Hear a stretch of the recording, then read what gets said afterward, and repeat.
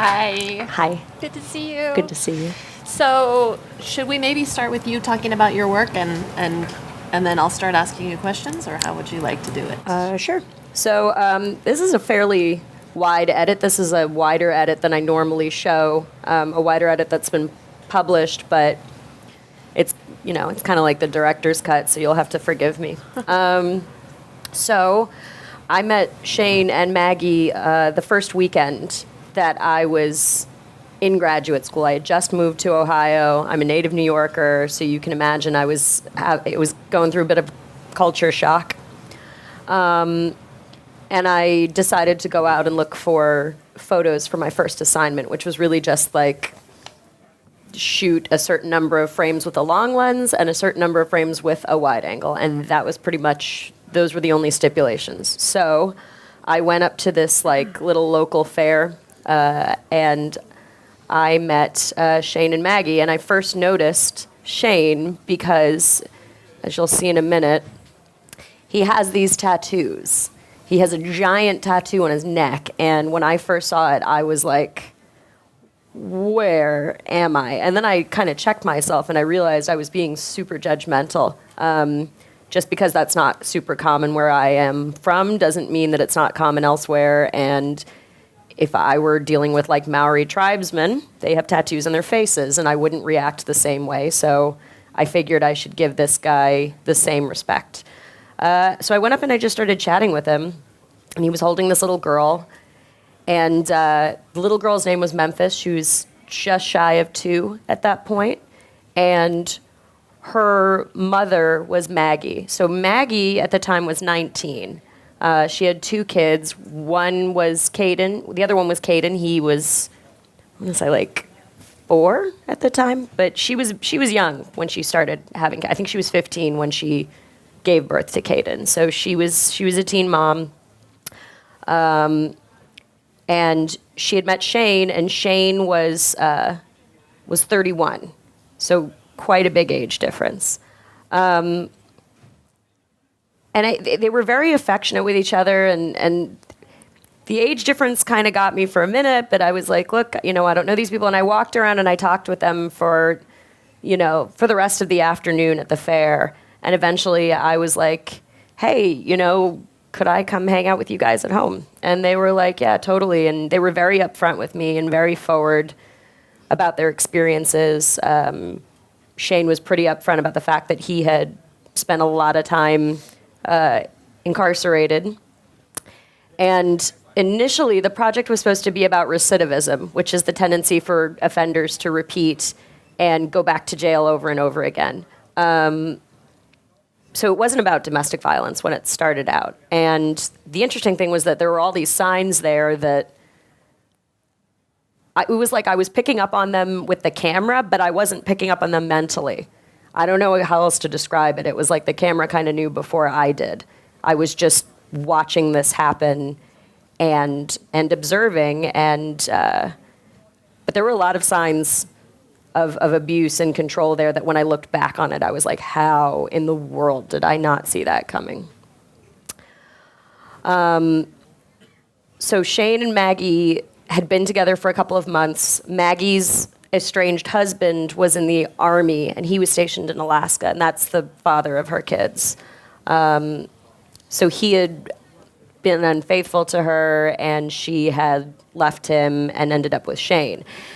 There was always a really uncomfortable vibe between Shane and Caden. Caden never liked him. It was always super tense between them, and it was weird. Like, Shane seemed to feel kind of competitive with a 4-year-old, which struck me as really odd. I think this picture is a really good example of it. Like, if Caden's legs were on Maggie, like, Shane's legs had to be over his. So there were all these physical signs, that were there. And he was always in her physical space. He was always like 2 inches from her face. He never gave her room to breathe. And all this stuff made me uneasy, but I didn't immediately jump to like domestic violence. A lot of the signs of domestic violence are really, really insidious. So ultimately, I spent more and more time with them, and this wasn't even for class. This was just a personal project. But I spent more and more time with them, and one night we went out to a bar, and they were doing karaoke, and a girl sort of started dancing up near Shane and was flirting with him, and Maggie she got pissed off, and she sort of walked over and like sort of hip checked the girl out of the way. And I got it. I was actually shooting video at the time, and I got it on video, which was like sheer luck. That was not. I didn't plan for that. So she stormed out of the bar. He followed her. We got back to their friend's house where they were staying, and they started to fight. And this was where it got dicey, suffice to say. So at this point, he started blaming her for running out. He was yelling at her, "How could you leave me there?" And at a certain point, she just started saying to him, "You need to leave, you need to go." And he just started to amp up and get angrier and angrier. And I started to realize, like, this guy's not going to calm down. And at one point, he started putting his hands on her. He was, that's a little bit out of order, but he started to choke her at one point. And at one point, her daughter ran into the room. And there's been a lot of, which I guess we can talk about, there's been a lot of debate over what I should have done, whether I should have done something or not. So this is one of the shots that people got really mad at me about, because I didn't stop him. He actually had my phone in my cell phone in his pocket. He'd used it to call her earlier and then hadn't given it back to me. So I made a decision at one point. He was screaming at her and kind of getting in her face, and I realized he had my phone, so I kind of reached into his pocket and took my phone back and handed it to somebody else who was in the house. And I was like, just call the police. Like, don't make sure he can't hear you, because I didn't want him to know that the police were coming, because he might panic. But the whole time he was screaming at her, like, you can either come down in the basement and talk with me alone, or you can get beat up here in the kitchen in front of everybody. And she was just like, I'm not going anywhere with you. This is probably the most well-known picture from the series. So at this point, Memphis, Maggie's daughter, had run into the kitchen, and this probably got people the most angry at me, because I didn't pick her up and take her out of the room. There was another adult there who actually came in and did take her out of the room, and the funny thing about still photographs is, like, you can spend a long time looking at a photograph, as long as you want. This happened in a fraction of a second. And in that fraction of the second, I made the decision to take the picture. And that was the decision I made. So I don't know if you want to... Yeah, let's talk about... So first, when you noticed that he was getting amped up, was there a minute where you were like, I have to leave this scene, I shouldn't be here? Or were you just... No. You knew you had to stay? Yeah, there was never a moment where I thought I should leave. And I think you talked about people questioning you not intervening or not stopping. Mm-hmm.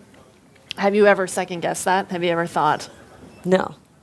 Like, I always pull up the picture of him shirtless screaming, and I'm like, would you want to get in a physical altercation with that guy? Because I don't. Yeah, well...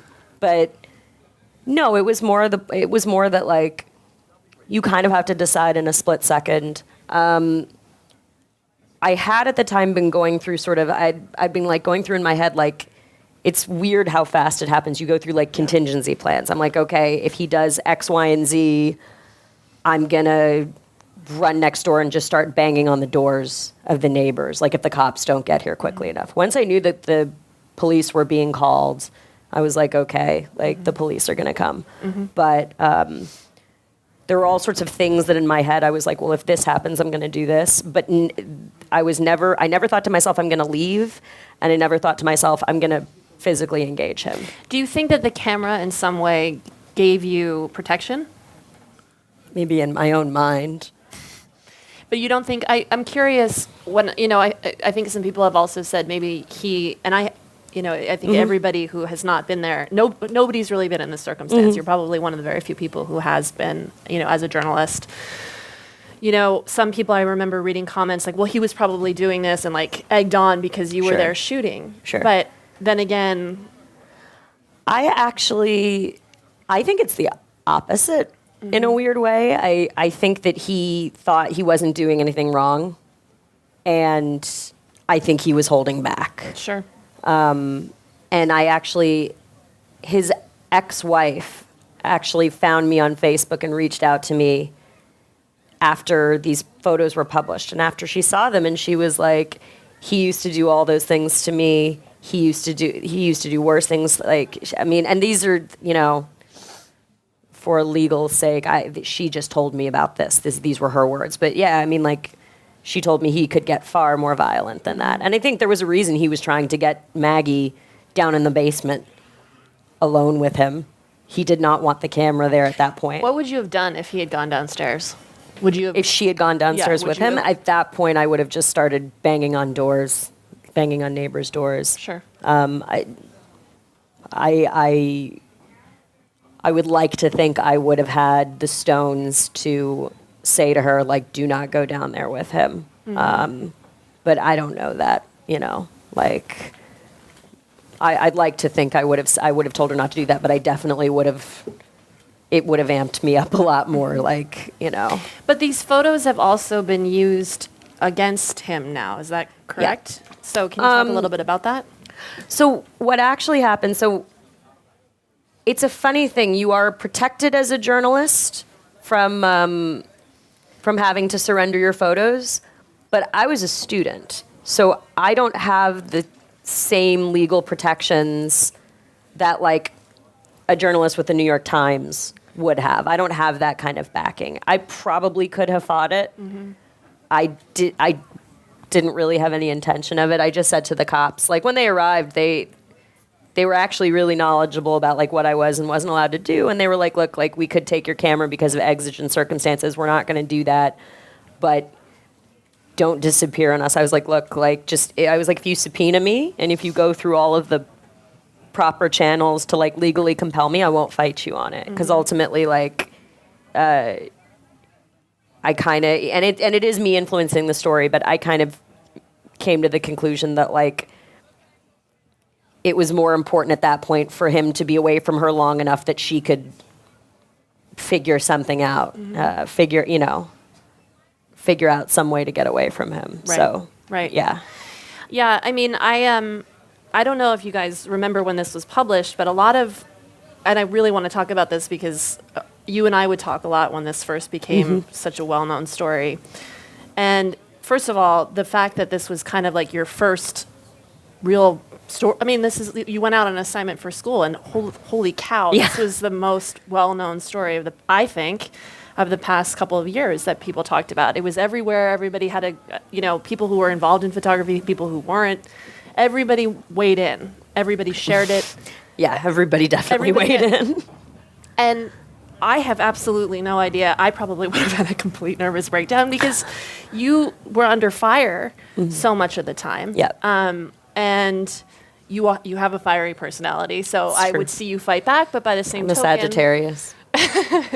But by the same token, you had to take it. Yeah. And I sort of wonder, how did you deal with that? How did you process that, going from just being a photo student to all of a sudden being, the photographer who has shot this iconic story, and also who's had to deal with everything that comes along with it? There's two parts to that. There's the backlash part, so I can answer that first. Sure. When the story was first published, I'd gone up to Alaska. So at a certain point, Maggie decided, and this is really to her credit, it takes most women, I think, 7 tries to leave their abuser. And when they leave their abuser, that's actually the most dangerous time. Maggie left after that night, and she never saw him again. And she decided to go up to Alaska to try to reconcile with with her estranged husband and give being a family a go again. I mean, they'd been on and off since they were, like in middle school. So I was actually up in Alaska shooting the second part of the story when the first part was published on Time Lightbox, and I was like in no way prepared for the magnitude of the response. I think somebody told me that it was like it was like in the top 3 most viewed photo stories in Time Lightbox in Time magazine's online history. I was not prepared for that. And at first, like my instinct when somebody's calling me out, because I didn't read the comments, I made a point. I'm like, don't read the comments, because those are just minutes of your life that you will never get back. Like, never read the comments. But I was on Facebook and people would tag me. So I would see myself come up as tagged, and then I would see people's comments underneath, and the things people will say when they don't have to look you in the face is pretty remarkable. So, like, my instinct, I am a bit of a, pistol? Is that like a good word for it? I argued back a little bit, and I started to get really frustrated, and at one point, it was all too much, and I was like sitting in the living room, like kind of like really bummed out. I think I was crying a little bit, and Maggie came in and was like, "What the fuck is wrong with you?" And I was like, "People are being really mean to me online." And she was like, "So what?"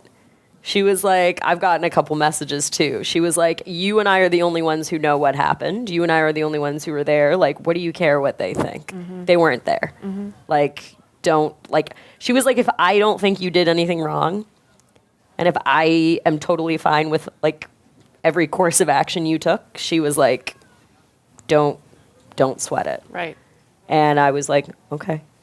And after that, I just started to sort of shrug it off. But as far as, like, just the magnitude of going from a graduate student who, like, nobody knows to, like, a lot of people knowing you, it's weird. Mm-hmm. It's, like, really weird. You get people emailing you for advice on stuff. I'm like, I can't give you any advice. I don't know what I'm doing. Like, who did you look to for advice, or who helped you to, professionally? So I actually first took the photos to Donna Barato. Mm-hmm. How many of you guys all know who Donna Barato is? She did the first story on domestic violence. It was a really similar thing. She was doing a story on something else. Something exploded in front of her. She took pictures. She got a lot of the same type of flack that I did. And I emailed her, like, off her website. And I was just like, I don't know if you're going to write back or what, but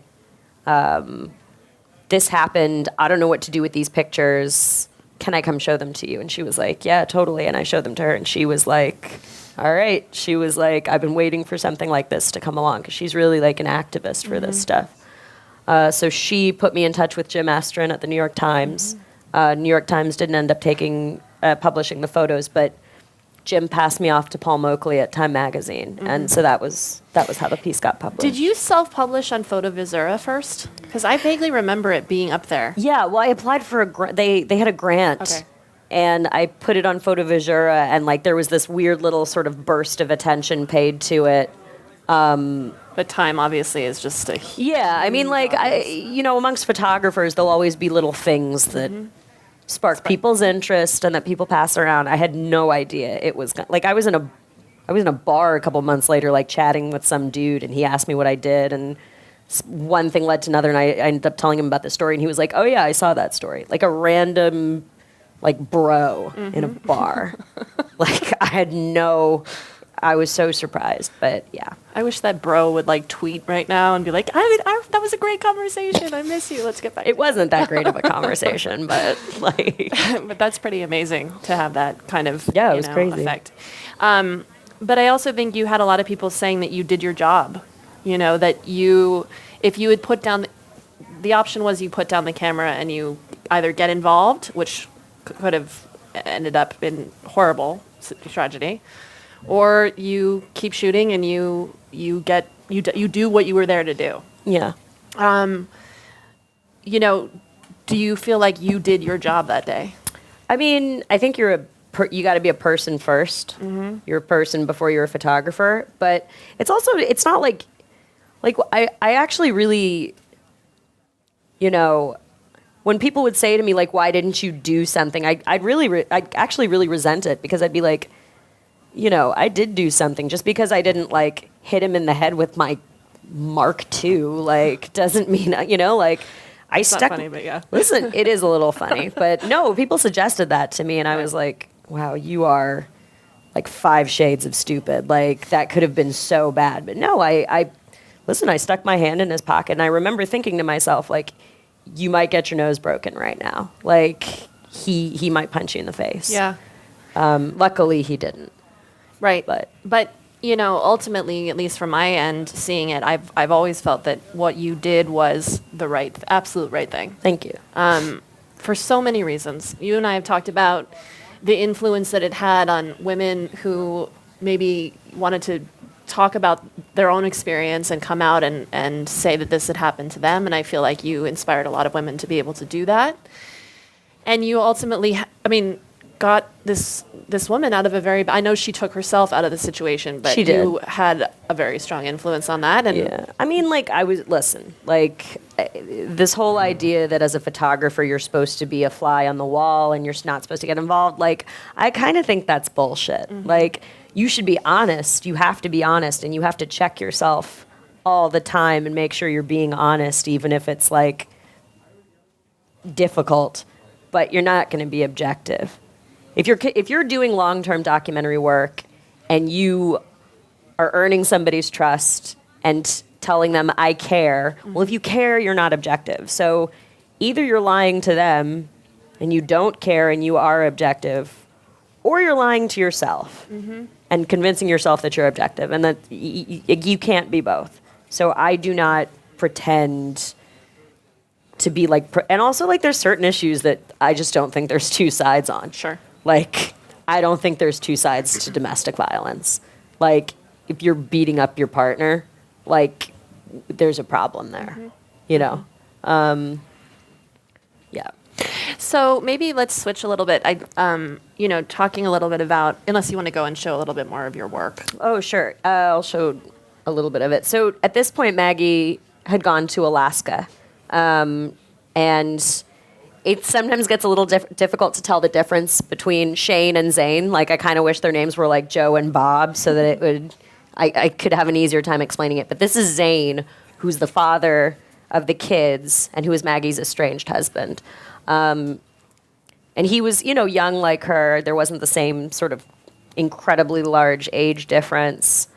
And they were, at this point, the story took on a really different role. Oops, sorry. It took on a really different role in it, and the photos got quieter, and it became more about, I like to say, photographing adjectives rather than verbs and nouns. But as I watched them sort of try to parent together and really, they're teenagers. Both of them are teenagers. Neither of them are old enough to legally drink, and they've got 2 kids. And I started to realize, they both have PTSD. The kids or the No, the parents. Yeah, he had PTSD from fighting a war in Afghanistan. Yeah. And she had PTSD from fighting a war in a kitchen. They really aren't that kind of trauma. It's not that different, and that would be a source of a lot of their fights. Was that he didn't understand that, like, what she had been through was also, incredibly traumatizing. Mm-hmm. But they were trying, and it was unfortunate. I wish I could say, oh yeah, they lived happily ever after, but they didn't, and they ended up, she stayed in Alaska for a while, but this being separated from her family was hard, and they just had a lot of difficulties. So Maggie ended up moving back to Ohio to be near her family. Mm-hmm. So this was after a fight that the two of them had had, where he had kind of called her out for having been with another guy. And, I talked to both of them while this was going on, and I was talking to him too, and he was crying as hard as she was, and it was, it's heavy, like being in that. And I'm also like, I'm 10 years older than both of these kids, so like, it's this weird, like, I kind of feel like an older sister in a way, like. This is actually one of my favorite shots. So she has this tattoo on her foot that says rock star. Shane had like a tattoo on the side of his face that said rock star, and he'd kind of bullied her into getting like a matching tattoo because he had gotten her. I should have mentioned this earlier, but he got her name on his neck. It says Maggie May, and he got that into I think like a month into their relationship. So Shane had bullied her into getting this tattoo, and after they had gotten into a fight, like Zane started to paint her toenails, kind of to say sorry, like as a token of remorse for being kind of mean. Mm-hmm. And I just like the fact that he's blowing her nails, and that tattoo, which is a reminder of this other relationship, is like right in his face. Yeah.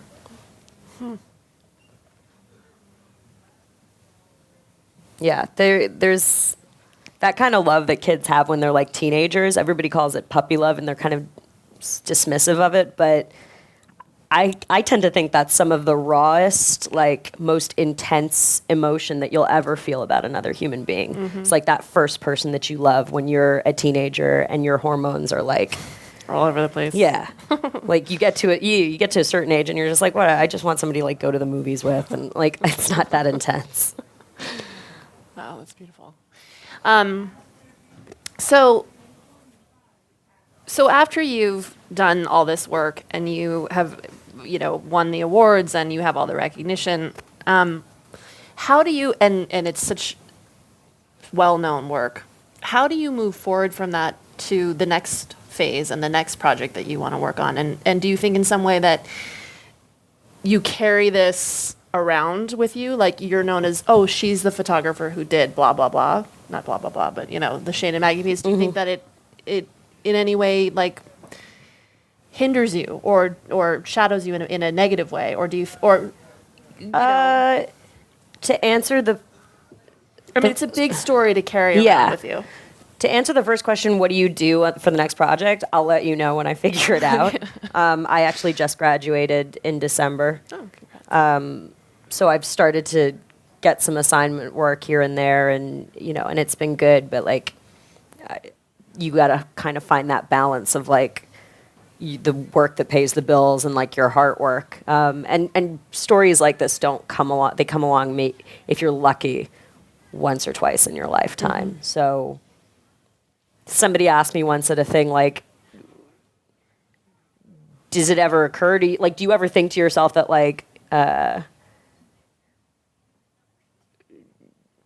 how do you go out knowing that like everything you shoot probably won't be as good as this? Mm-hmm. Which was like a rough question to field, but I was like, I have to acknowledge that like most of the time chances are what I do will not be as good or as powerful as this. Not just because of like how I'm shooting, but also because like there's all sorts of things that kind of have to come together for a story like this to happen, and that you're not in control of. Mm-hmm, so, but you just have to keep going and like find other ways to tell stories. Mm-hmm. And as far as carrying it around, yeah, totally. Like, number of times I've been asked like, what's my second album? Is like, I can't, if I had a nickel for every time. And I am always just like, I'm working on stuff. I'm working on different ideas, and I just kind of like, it's a good problem to have. I had a first album, but it's unrealistic sort of to expect not to be asked that question, and it's also unrealistic to think that like everything you shoot is gonna knock everybody's socks off. Most of what you shoot will not knock anybody's socks off. Like maybe your mom, but that's about it. Do you, so yeah, I think a lot of people would think, well, now she can sort of like, and I hate to say this, but sort of like write her own ticket. She can take any job. She can do anything, and the reality is it doesn't work it's that so way. Not like that. It gets harder actually, mm-hmm. in certain ways. It gets easier to get emailed back. Like editors will email you back, which is great. That's great. And and that's sort of the whole thing about like awards, right? Like I never entered contests ever before I did this piece. I entered the contest because I was like, oh, like maybe I'd have a shot at placing, and then I ended up kind of cleaning up, and I was shocked. And the big thing I realized is like winning a contest like does not mean that you never like sit around, in your pajamas, like feeling sad and sorry for yourself and feeling like a big like fraud. Like in fact, it sometimes it can make it worse because you think, oh my God, like what if this was a fluke? What if I don't have another good story in me? What if I peaked? All that stuff.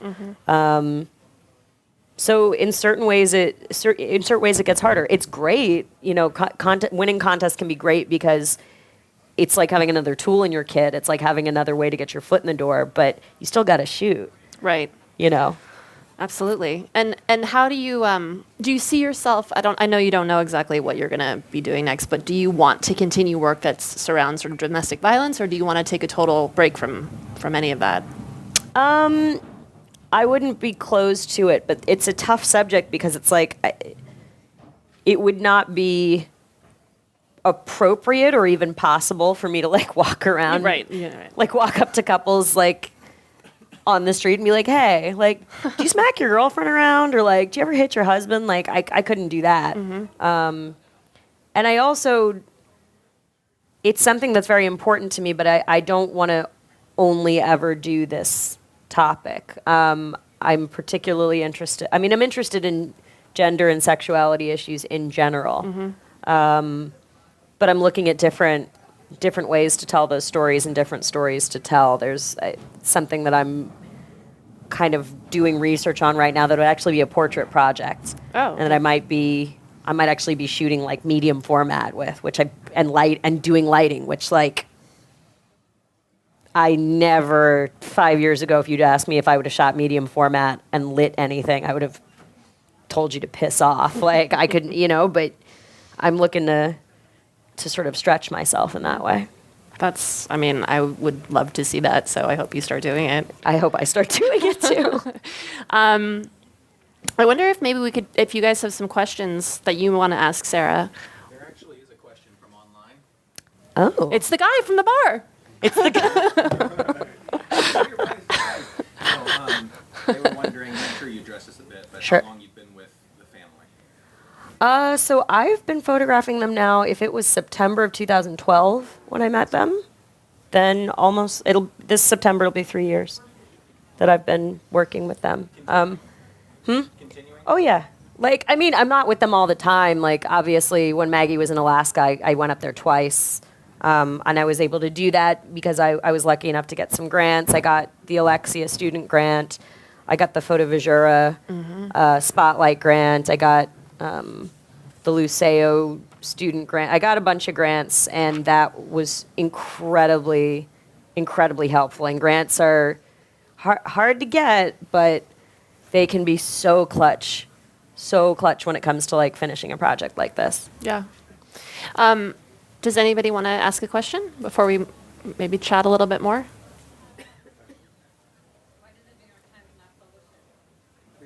So the question Why did the New York Times not publish it? All I was told was like they had legal misgivings about it, because I had released Maggie and the kids by proxy, but I didn't have a release from Shane, but he pled guilty in open court to battery. So I don't know, but everything happens for a reason, I guess. Well, and it worked out. Yeah. Time has been obviously a great supporter. Oh yeah, Time's been. Paul's incredible, and honestly, like just making the relationship with Jim Estrin has been. I was on the phone with him last night, because I was applying for something, and I was like pulling my hair out, and he was like, just chill, like calm down. He's like my photo dad, like, So that's been great. So if you could talk to the Sara that was sitting at home the night before this was published, I wouldn't tell her anything. You wouldn't. No. because I would have gotten psyched out. Like, interesting. I think if I had known, I don't know how I would have reacted, but no, I wouldn't tell her anything. I'd be like, hold on to your hat.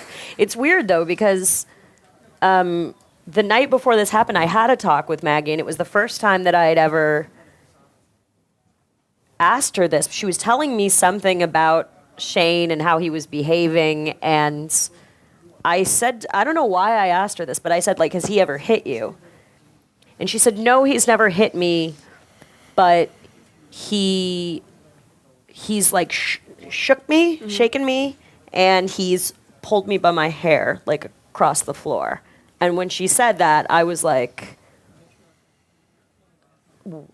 I was like floored. I couldn't believe it. So I feel like on some level, that was the universe maybe preparing me on some level for what was going to happen. Yeah. So what's the latest that you've shot with them? Have we seen the end of it? So this is actually some stuff that I just shot recently. So Maggie went back to Ohio, and she was living with she moved in with her older sister, who lives in a mobile home in Lancaster, Ohio. She has 3 kids of her own, so it's like Maggie's 2 kids and Liz's 3 kids and Liz's husband, and it's tight quarters. But she's trying to be a nurse. So this frame kind of makes me sad. It's Christmas. I spent Christmas with them because, like, I'm Jewish. Nobody cares if I come home for Christmas. Like, we just eat Chinese food anyway. But she's on the phone. He's on the phone with his dad, with Zane. After Maggie left, Zane started to pull away from the kids and become more distant, and, like, he wouldn't return calls, and so eventually, like, on Christmas, he did call, but yeah, like, I wish I had better news than that. But she's trying to be a nurse. She's either trying to be a nurse or she's actually started to develop an interest in being a counselor, like a caseworker, and working specifically with, like, women who've been battered. Because she actually, I don't know how, but a lot of women found her online. Maybe because, I don't know, maybe they found me online and then they saw that she and I are friends, because I kept her last name out of print. I didn't want anybody to know her last name. But she has women contact her for advice all the time, and she gives great advice. Like, she's really, really smart, way beyond her years. So, she's trying, but listen, like, a lot of the reasons, that's her grandfather, a lot of the reasons that women don't leave abusive partners are their financial reasons. We make it very, very hard for working poor people in this country. She makes, like, just enough to, like, barely get by on. So there's all sorts of issues that get, like, woven into this. I think this is probably my most recent. They've been like sleeping on her sister's couch, and they just moved into their own home. She got on some sort of assistance program, and she got a little house, and so I'm gonna go fly out there soon and, like, hang out with them for a week. How have the kids, developed a relationship with you? And also, did they ever talk about that night? Did No. they have a memory of it? Have they seen the pictures? No. I mean, I wouldn't assume. No, they yeah. have, I mean, I'm sure eventually they'll see the pictures, and when that time comes, we'll have a conversation. But they don't talk about. Caden will say things like at when Maggie was up in Alaska, Caden would say things like, "I only love you and Daddy. I don't love any other. I don't want anybody else to be in our house. I just want." And I think it was like a coded way of, like, because he didn't like Shane from the beginning. Kids are really smart, and he didn't like Shane from the beginning. But they don't really talk about it. But who do they understand you to be in their life? Like, you sort of just came out of. Just another grown up that, like, brings them toys on Christmas. Sometimes, like, Memphis will, like, I'll get a call and I'll see it's from Maggie, and I'll pick up and it'll be Memphis. And she'll have said, like, I want to call Sarah, and she'll call me up. And sometimes I have a hard time understanding her. She's Bowie, she talks like this, and she's, you know, she's getting clearer, but she's still, like, she's 4, so Maggie will have to kind of translate. But, yeah, no, we're close. Like, I spent Christmas with them. Right. I spent Thanksgiving, Sunday before Thanksgiving with them. And I remember there was one who was asking you to make pancakes when you were up in Alaska. I'm trying to remember which of the kids it was. Oh, they always ask me to, like, the funniest thing is, like, she's not a morning person, Memphis. So, like, I got up in the morning because I was sleeping on the couch, and the kids were up earlier. And I was like, I said to Memphis, I was like, hey, do you want some breakfast? Can I make you something? And she just kind of looked at me, and she just, like, went, stop talking. I was like, all right. Oh like, duly noted. Like, not before you've had your coffee. Like, Yeah, that's pretty hilarious. they're funny. Yeah, they're funny kids. Do you have an end date in your mind of when you would, you know, I mean, you will always have a relationship with them. Oh, yeah. But do you see, a time when you'll stop documenting? I haven't really thought about it. Like, I think when I'm with them, I'll always, like, have the camera around. I may use it less or more. But I'm kind of interested now in documenting Memphis growing up, and I kind of want to see, like, what happens when she starts dating. Right. You know, what happens when she starts dating, like, how does, not just, you know, witnessing an incident like that, because that wasn't, you know, it wasn't a long relationship. Maggie wasn't getting beaten up every day for years and years and years, but, like, it was there. And, you know, I kind of want to see how does poverty and, you know, how do all of these issues affect young girls as they grow up and begin to sort of figure out what their options are. And also Caden, like, you know, I want to see what happens with him too. And so, yeah, I don't know. I think I'm just going to keep going and see what happens with it. I mean, makes sense. Yeah. It's quite a story. So, so any more questions we can? Yes, ma'am.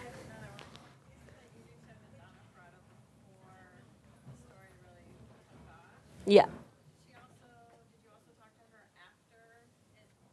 Oh, yeah. Yeah, I had dinner with her a couple So the weeks ago. The question was, does Sarah keep in touch and With Donna. With Donna. And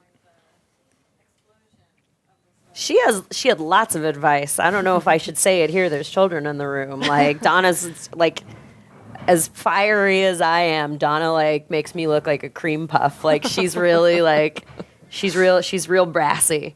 No, I mean, she was basically just like, don't let anybody tell you that you did or are doing the wrong thing. Like, if somebody's more angry at you for showing them the pictures than they are at the fact that this happens to people, then the problem is with them. It's not with you. And I took that to heart.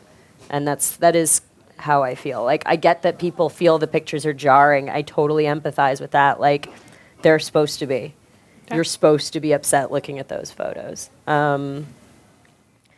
But yeah, no, she's always just like, you know, just keep going and keep shooting and always be making work, you know?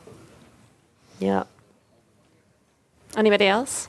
Oh, right here. I know. I think when both of you were talking, you said that this would be something that you would want to that you would shoot, but and I know a previous seminar you were talking about what kind of personal brand you have. What is this your personal brand It's domestic violence, my personal brand. I mean, I'm just busting girls. I mean, I think I'm still, if I'm being perfectly honest with you, I'm still figuring out what my brand is. I think that the only thing I can say is that, I try to take very intimate pictures. I try to get very close to people, and I try to earn their trust and earn their respect. I don't even say, gain their trust, because that sounds almost like you're tricking someone. And those little, I don't talk about, when I talk about Maggie, I don't call her my subject. I call her Maggie. I have another story that I've been working on for about 5 years about addiction, and I don't talk about Alex, who's the main character in that story. I don't refer to her as my subject, and I don't even refer to her as the addict, or you know what I mean? Like, I refer to her by name, and then I explain who she is, because she's a part of my life and I'm a part of her life. And you know, when people decide to share their life with you, like, nobody owes you that.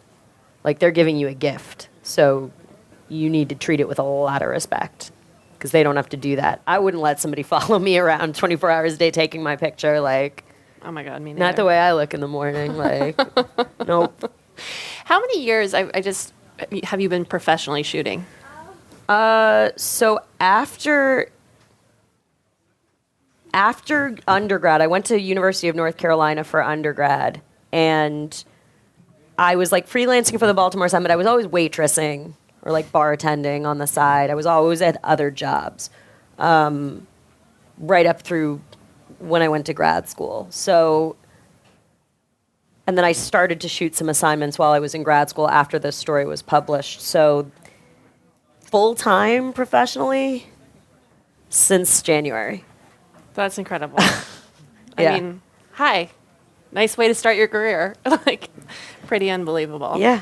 Well, I think that we're all extraordinarily lucky that you're in this profession, that you've done this work. Well, I'm extraordinarily Well- lucky that I'm in this profession. Like, who wants, I mean, like, other than the obvious downsides of, like, sometimes having no money, it's the greatest job in the entire world. So, you know, Wow. I'm the lucky one. Like, I'm really, really glad I get to do this. Well, thanks for doing it. You're doing wonderful work. Does anybody else have anything you want to ask before we shut it down? Nothing? Yeah. Thank you. So much. Thank you, Sarah.